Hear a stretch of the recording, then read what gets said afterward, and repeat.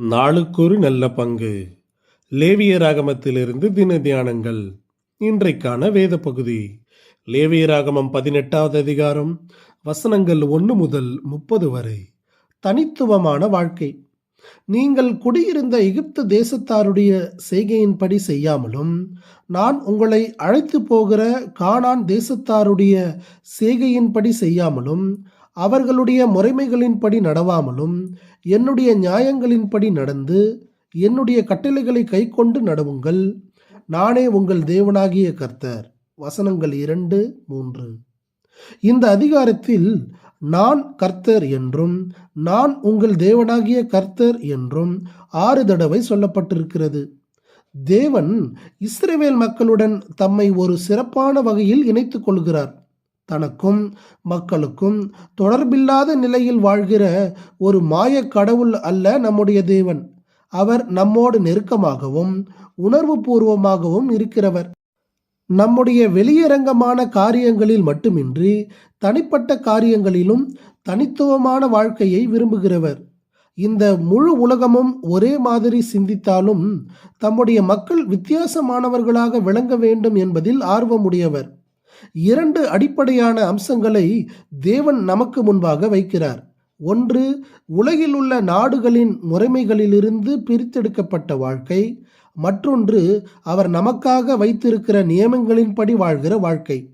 இந்த விதிகளின் அடிப்படையில் நாம் யாரை திருமணம் முடிக்க வேண்டாம் என்பதையும், அதாவது இரத்த சம்பந்தமான உறவுகளில் திருமணத்தை தவிர்த்தல், மனைவியாக இருந்தாலும் அவளுடைய மனநிலையும் உணர்வுகளையும் புரிந்து கொள்ள வேண்டும் என்பதையும், அதாவது சூதக காலங்களில் உறவுகளை தவிர்த்தல், தேவன் நியமித்த இயற்கைக்கு மாறுபட்ட உறவுகளை தவிர்க்க வேண்டும் என்பதை பற்றியும் விளக்குகிறார். இவை நம்முடைய நன்மைகளுக்காகவும் கொடுக்கப்பட்டிருக்கின்றன. தேவன் நமக்கு தந்துள்ள இந்த வாழ்வியல் நெறிமுறைகள் வெறுமனே நம்மை சிறைப்படுத்தும் கட்டுப்பாடுகள் அல்ல, மாறாக அவை நம்மை அழிவிலிருந்து காக்கும் அன்பின் வேலிகளாகும். என் கட்டளைகளையும் என் நியாயங்களையும் கைக்கொள்ளுங்கள், அவைகளை செய்கிறவன் அவைகளால் பிழைப்பான் என்று தேவன் 5வது வசனத்தில் கூறுகிறார். கானானியர்கள் தங்கள் இச்சைகளின்படி வாழ்ந்து தேசத்தை தீட்டுப்படுத்தபடியினால் அந்த தேசம் அவர்களை கக்கி போட்டது என்று 25, 28 வசனங்களில் வாசிக்கிறோம். இன்று நாமும் நம்மை சுற்றியுள்ள நவீன கலாச்சாரத்தின் தவறான நெறிமுறைகளுக்கு, குறிப்பாக குடும்ப உறவு முறைகளில் இணங்கி போகும்படியான பெரும் அழுத்தங்களை சந்திக்கிறோம்.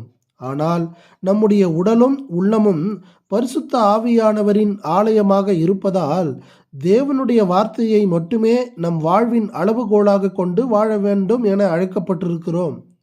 உலகத்தின் கவர்ச்சியான ஆனால் அழிவுக்கு ஏதுவான வழிகளை விட்டு விலகி தேவனுடைய பரிசுத்தத்தின் பாதையை தேர்ந்தெடுக்கும் போது அது நம்மை சமாதானமும் ஆசீர்வாதமும் நிறைந்த மெய்யான ஜீவனுக்கு நேராக வழி நடத்துகிறது.